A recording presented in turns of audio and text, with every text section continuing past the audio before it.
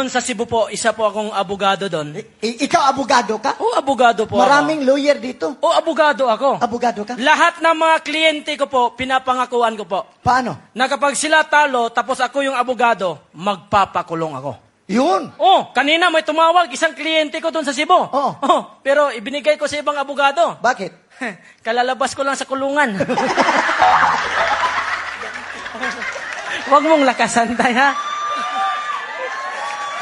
Yung pag-aabogado mo, Ah.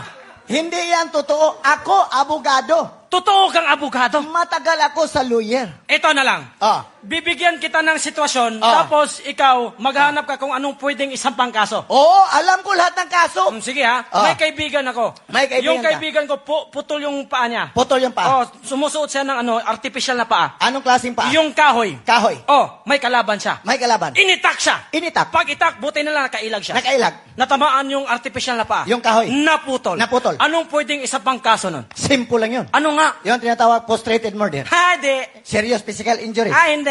Ano? Ano naputol? Kahoy. The illegal logging.